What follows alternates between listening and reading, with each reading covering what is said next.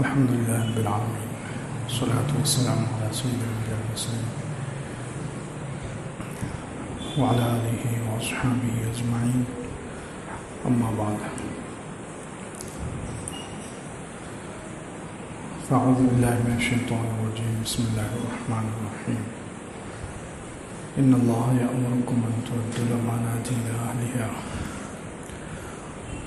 وإذا حكمتم بين الناس أن تحكموا بالعدل إن الله نعم ما يعظكم به إن الله كان سميعا بصيرا صدق الله العظيم اللهم صل على سيدنا محمد وعلى آل سيدنا محمد وبارك وسلم اللهم صل على سيدنا محمد وعلى آل سيدنا محمد وبارك وسلم اللهم صل على سيدنا محمد وعلى آل سيدنا محمد وبارك وسلم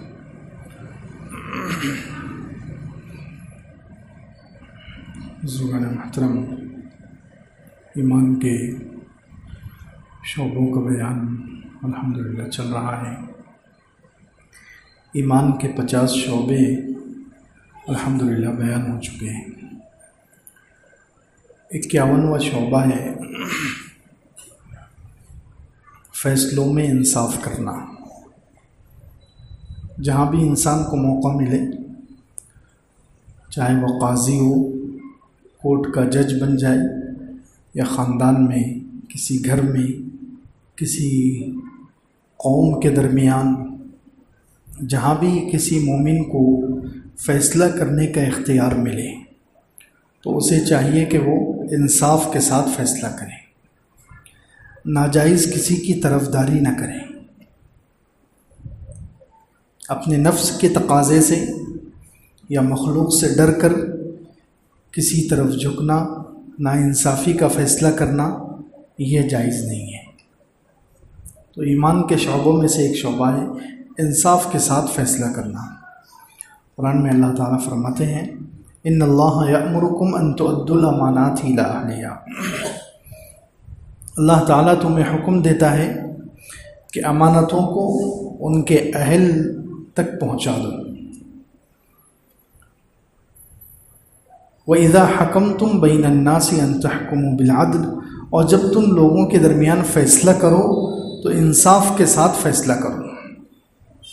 جب تم لوگوں کے درمیان فیصلہ کرو، انصاف کے ساتھ فیصلہ کرو۔ بلکہ حضرت ابو ذر رضی اللہ عنہ کو تو اللہ کے رسول صلی اللہ علیہ وسلم نے وصیت کی تھی، اس میں سے ایک وصیت یہ تھی کہ 2 آدمیوں کے درمیان بھی قاضی مت بننا، 2 آدمیوں کے درمیان بھی فیصلہ کرنے کی ذمہ داری اپنے اوپر نہ لینا، کیونکہ یہ بہت بڑی ذمہ داری ہے، اور اگر صحیح فیصلہ نہ کرے تو بہت خطرناک پکڑ ہو سکتی ہے۔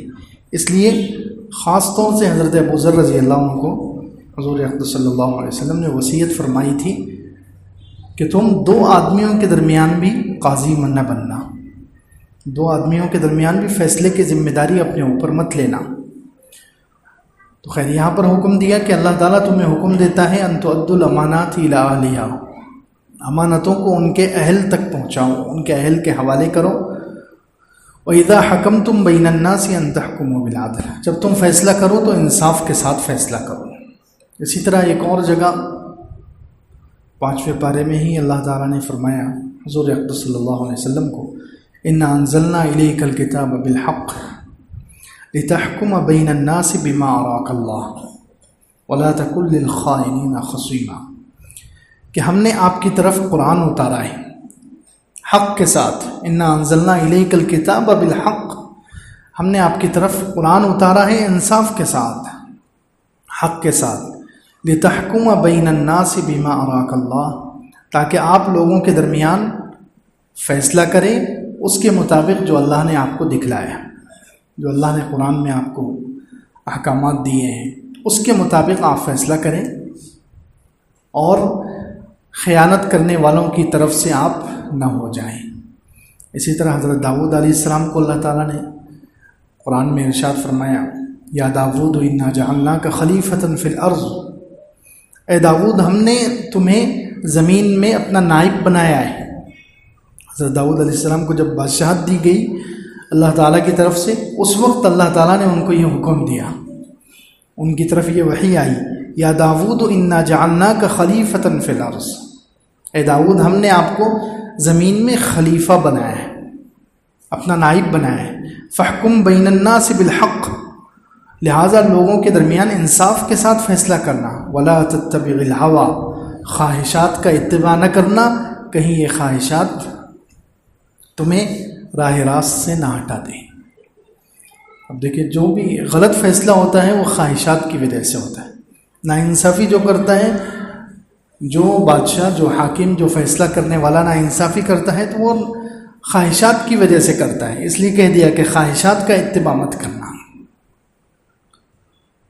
اس لیے شریعت کا ایک حکم ہے اور ایمان کا ایک تقاضا یہ ہے، ایمان کا ایک شعبہ یہ ہے کہ جب بھی فیصلہ کرنے کی ذمہ داری ملے انصاف کے ساتھ فیصلہ کیا جائے، فیصلے میں ناانصافی نہ ہو، چاہے وہ دو خاندانوں کے درمیان یا اپنے داماد اور بیٹی کے درمیان بھی فیصلہ کرنا ہو تو پہلے پوری بات سنی جائے، دونوں طرف کی بات مکمل سنی جائے، پھر کوئی فیصلہ کیا جائے. آج کل دیکھو کتنی اس کی خلاف ورزی کی جاتی ہے. خالی بیٹی کی بات سن لیتے ہیں اور ایکشن لے لیتے ہیں، بیٹی کی بات سن لیتے ہیں اور فیصلہ کر لیتے ہیں، بیٹی کی بات سن لیتے ہیں اور قدم اٹھا دیتے ہیں. دونوں طرف کی بات مکمل سنی جائے پھر کوئی فیصلہ کیا جائے. ایک طرف کی بات سن کر فیصلہ کرنا یہ ناانصافی ہے. دونوں طرف کی بات سنی جائے، جہاں بھی فیصلہ کرنے کا موقع ملے، چاہے دو خاندانوں میں ہو، دو قوموں میں ہو یا دو آدمیوں کے درمیان ہو، انسان دونوں طرف کی بات مکمل سنے اور انصاف کے ساتھ فیصلہ کرے. جدھر حق نظر آ رہا ہو ادھر فیصلہ کرے، چاہے اس میں اپنا نقصان ہو، چاہے اس میں اپنے نفس کے جذبات کچلے جاتے ہوں، چاہے اس میں فیصلہ رشتہ داروں کے خلاف کرنا پڑے، چاہے فیصلہ رشتہ داروں کے خلاف کرنا پڑے، لیکن انصاف کا تقاضا ہے. اللہ کا حکم یہ ہے کہ ہر جگہ انصاف کرو، ہر جگہ. بنی اسرائیل میں ایک شخص گزرا ہے،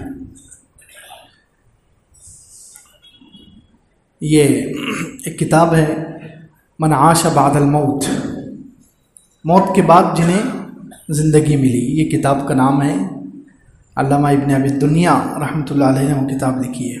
انہوں نے اس میں یہ واقعہ نقل کیا کہ بنی اسرائیل میں پہلے زمانے میں حضور اقدس صلی اللہ علیہ وسلم سے پہلی امتوں میں ایک قاضی تھا، لوگوں کے درمیان وہ فیصلہ کرتا تھا، اچھا قاضی تھا، انصاف کرنے والا قاضی تھا. اس کا جب انتقال ہونے لگا تو اس نے وصیت کی. اس نے کیا وصیت کی؟ اس نے کہا کہ دیکھو میرا انتقال ہو جائے تو کچھ دن مجھے گھر میں رہنے دینا، میری لاش کو گھر میں رہنے دینا اور دیکھنا کہ میرے جسم کے کسی حصے میں تبدیلی آئی یا نہیں، میرے جسم کے کسی حصے میں تبدیلی ہوئی یا نہیں. جسم کا کوئی حصہ گل گیا، سڑ گیا، اس کو کیڑے لگ گئے تو پھر مجھ سے پوچھنا کہ یہ ایسا کیوں ہوا. اگر اللہ نے چاہا تو میں اس کا جواب دوں گا. اس نے یہ وصیت کی اور مر گیا. اس کے گھر والوں نے اس کو رکھا 1-2 دن، تو اس کا سارا جسم صحیح رہا، صرف ایک کان خراب ہوا اور وہ نیچے گر گیا. تو انہوں نے بعد میں اسی رات جو اس کے رشتہ دار تھے انہوں نے وہاں آواز لگائی، پوچھا کہ یہ تیرے کان کے ساتھ کیا ہو گیا، تیرا کان ایک طرف کا کیوں گر گیا اور خراب ہو گیا، کیا وجہ ہے؟ تو اس نے خواب میں آ کر جواب دیا. کیا جواب دیا؟ کہ میں نے زندگی بھر اچھے فیصلے کیے، زندگی بھر سارے فیصلے میں نے انصاف کے ساتھ کیے، کوئی بھی فیصلہ میں نے غلط نہیں کیا اور نفس کی خواہش کے مطابق نہیں کیا. لیکن ایک مرتبہ دو شخص میرے پاس فیصلہ کرنے کے لیے آئے تو میں نے ان میں سے ایک کی بات پوری سنی، توجہ کے ساتھ سنی، دوسرے کی بات سنی لیکن توجہ سے نہیں سنی. حالانکہ وہ فیصلہ بھی میں نے صحیح کیا، وہ فیصلہ بھی میں نے غلط نہیں کیا، لیکن پھر بھی اس کی بات توجہ سے کیوں نہیں سنی؟ تو اللہ تعالیٰ نے مجھے یہ سزا دی. اندازہ لگائیں، صرف بات توجہ سے نہ سننے کی وجہ سے اس کو یہ भुगतना पड़ा। अब जो लोग फैसला ही नाइंसाफ़ी के साथ करें, फैसला ही वो जुल्म के साथ करें, फैसला ही अपनी ख्वाहिश के मुताबिक करें, तो उनके साथ क्या बर्ताव होता होगा।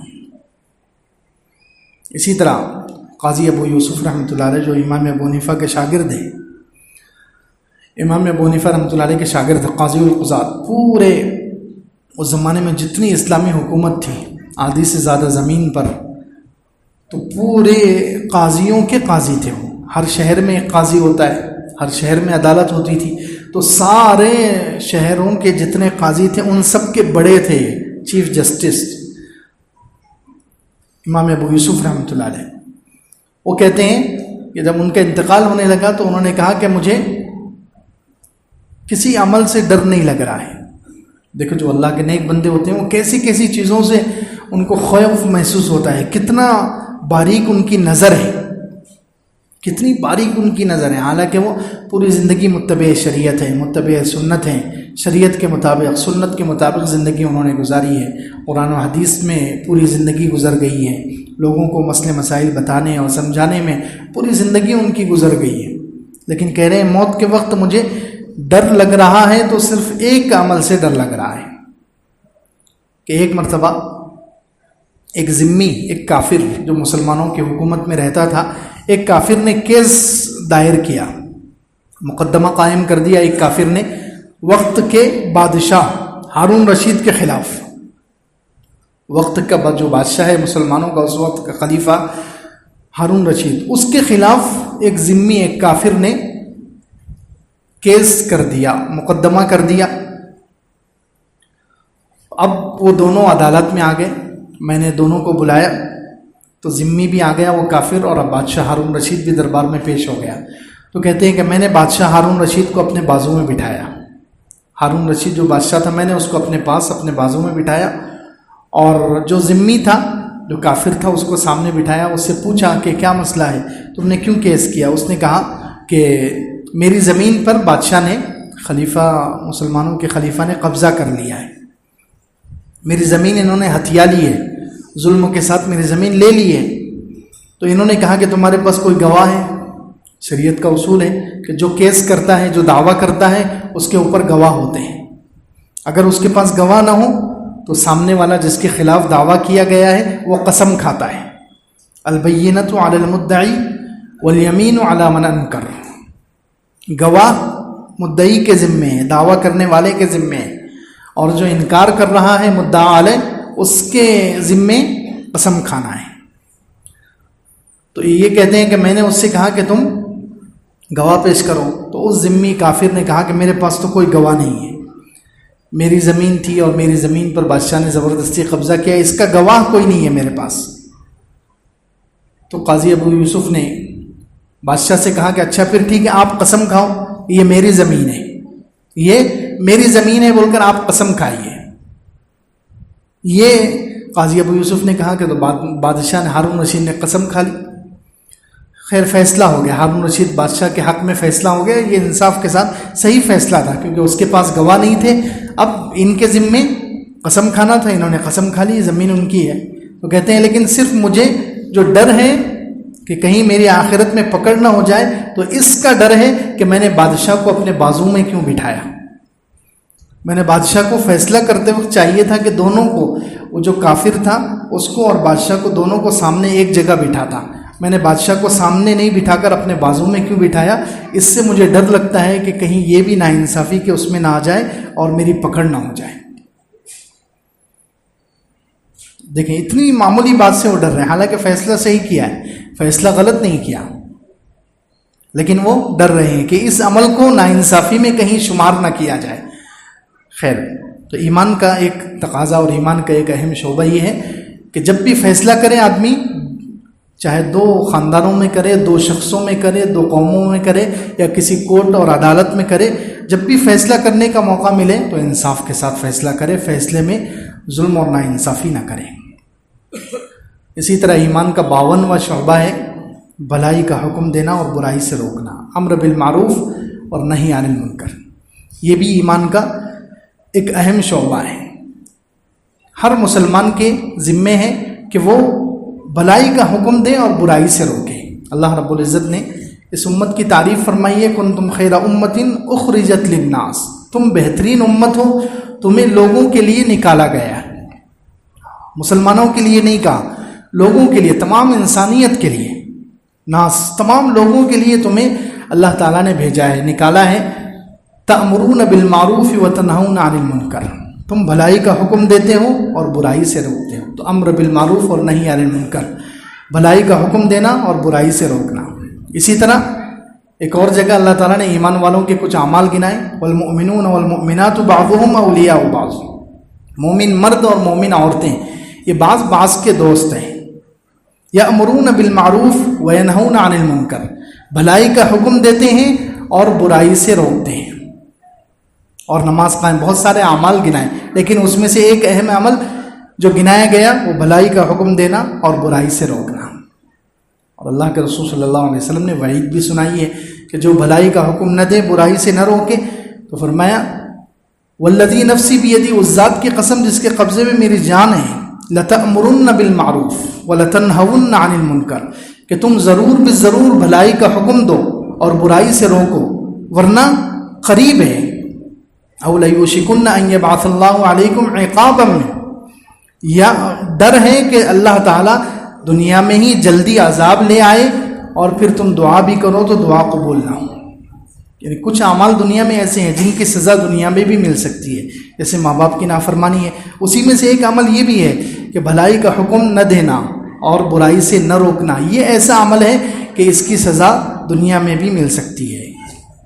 تو بھلائی کا حکم دینا اور برائی سے روکنا یہ مسلمانوں کی ذمہ داری ہے۔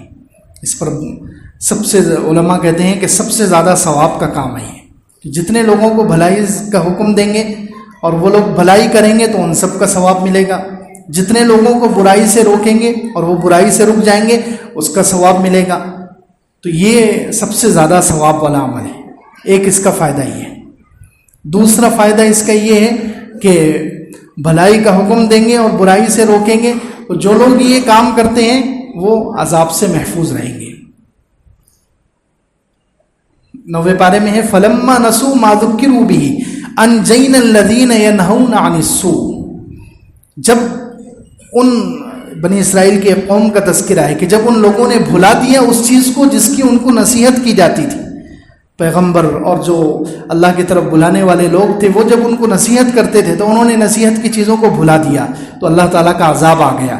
تو عذاب سے کون بچا ہے؟ انجینا الذین ینہون عن السوء، جو برائی سے روکتے تھے وہ عذاب سے بچ گئے۔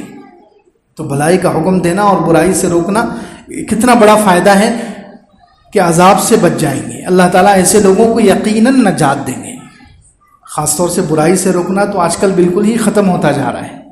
برائی سے روکنا، جہاں برائی نظر آئے کسی نہ کسی طریقے سے روکنے کی کوشش کرنی چاہیے۔ انسان کے اندر ایک کڑن ہونی چاہیے، ایک جذبہ ہونا چاہیے، اندر ایک تڑپ ہونی چاہیے۔ یہ تڑپ ہمارے اندر ختم ہوتی جا رہی ہے، بلکہ ختم ہو چکی ہے۔ برائی کو دیکھ کر ہم ہضم کر لیتے ہیں، گردن جھکا کر چلے جاتے ہیں، اس کو بدلنے کی کوشش ہی نہیں کرتے۔ جو لوگ برائی سے روکنے کی کوشش کرتے ہیں اللہ تعالیٰ ان سے عجیب عجیب کام لے لیتے ہیں۔ امام احمد ابن حنبل رحمۃ اللہ علیہ کے ماننے والوں میں ایک بہت بڑے عالم گزرے ہیں۔ امام احمد ابن حنبل کے متبعین میں، ان کے ماننے والوں میں ایک بڑے عالم گزرے ہیں۔ ان کی عادت تھی کہ جہاں برائی نظر آتی وہ فوراً اس کو ٹوکتے، فوراً روکتے اور رعایت نہیں کرتے تھے، کسی کی رعایت نہیں کرتے تھے۔ لوگ کسی محفل میں ہیں، شادی میں ہیں، کسی گھر میں ہیں، شراب پی رہے ہیں، ان کو معلوم ہو جاتا تھا، وہ اس گھر میں پہنچ جاتے تھے اور شراب کا مٹکا توڑ دیتے تھے، شراب کے جتنے برتن ہیں وہ پھوڑ دیتے تھے، اور گانے بجانے کے آلات ہیں وہ توڑ دیتے تھے۔ اس طریقے سے وہ برائی سے روکتے تھے، برائی کو بالکل برداشت نہیں کرتے تھے۔ ایک مرتبہ اس وقت جو بادشاہ تھا مسلمانوں کا، اس کو بھی شراب پینے کی عادت تھی، وہ بھی شرابی تھا۔ اس کی ایک مرتبہ مجلس لگی ہوئی، اس کے جتنے حواریین، اس کے جتنے ساتھی ہیں، وزراء ہیں، وہ سب مل کر شراب پی رہے ہیں، وہاں گانا بج رہا ہے۔ وہاں سے یہ عالم گزرے، یہ عالم وہاں سے گزرے تو بادشاہ کے جو قریب کے جو لوگ تھے، بادشاہ کے وزیر وغیرہ، انہوں نے کہا کہ آج اچھا موقع ہے۔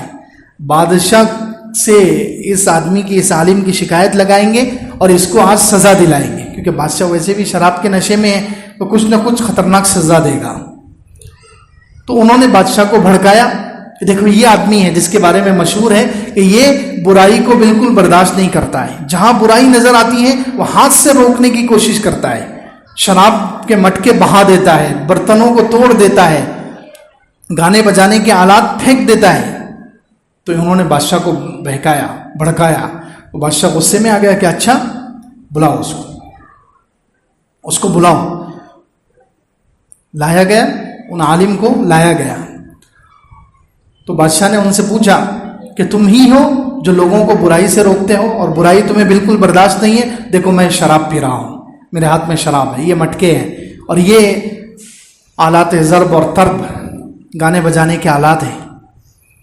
تو انہوں نے دیکھو جو اللہ کی طرف بلانے کا کام کرتے ہیں، جو لوگوں کو اللہ کی طرف بلاتے ہیں، اللہ تعالیٰ وقت پر ان کی رہبری بھی کرتا ہے، وقت پر اللہ تعالیٰ ان کے دل میں بات ڈال دیتا ہے، وقت پر اللہ تعالیٰ ان کے دل میں بات ڈال دیتا ہے۔ تو انہوں نے فوراً کہا کہ دیکھو بادشاہ سلامت، میں تو کمزور آدمی ہوں، میں تو ایک عام رعایا ہوں، کمزور آدمی ہوں، کمزوروں کو میں روکتا ہوں، جو کمزور ہوتے ہیں ان کو میں روکتا ہوں، ان کے پاس جو برائی کی چیزیں ہوتی ہیں انہیں توڑ دیتا ہوں۔ آپ تو پہاڑ ہیں، کیا کہا انہوں نے؟ آپ تو پہاڑ ہیں، اور پہاڑ کے بارے میں اللہ تعالیٰ قرآن میں فرماتے ہیں وَيَسْأَلُونَكَ عَنِ الْجِبَالِ فَقُلْ يَنْسِفُهَا رَبِّي نَسْفًا فَيَذَرُهَا قَاعًا صَفْصَفًا لَا تَرَىٰ فِيهَا عِوَجًا وَلَا أَمْتًا، کہ قیامت کے دن، جب قیامت کا دن آئے گا تو پہاڑوں کو اللہ تعالیٰ ریزہ ریزہ کر دے گا، چورا چورا کر دے گا اور سب چٹیل میدان بنا کر رکھ دے گا۔ تو آپ تو پہاڑ ہیں۔ تو کہتے ہیں بادشاہ پر کپ کپی طاری ہوگی۔ انہوں نے اتنے اخلاص سے اور ایسے درد دل سے وہ بات کی کہ بادشاہ پر کپ کپی طاری ہوگی۔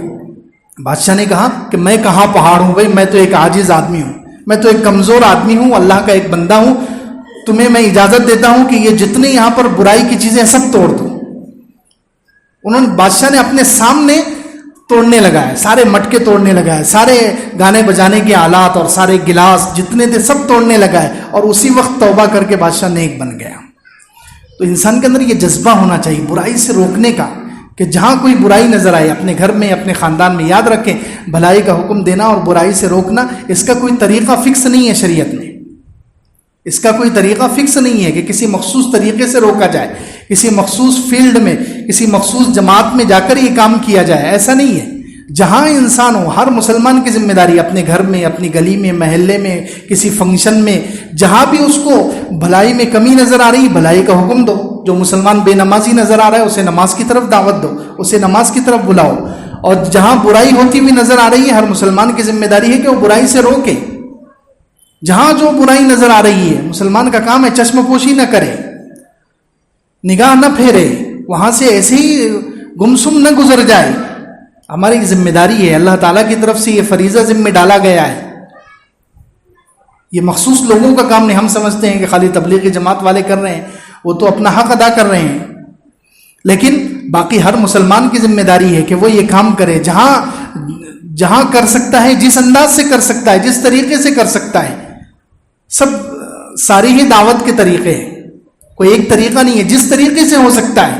جیسے علماء ممبروں سے بیان کر رہے ہیں، کہیں تفسیر کر رہے ہیں، یا صوفیاء کرام بزرگان دین لوگوں کے دلوں کی اصلاح کر رہے ہیں، یہ سب تبلیغ ہے۔ مدرسوں میں پڑھایا جا رہا ہے، یہ سب تبلیغ ہے، یا تبلیغی جماعت والے کر رہے ہیں، یہ سارے تبلیغ کے طریقے ہیں۔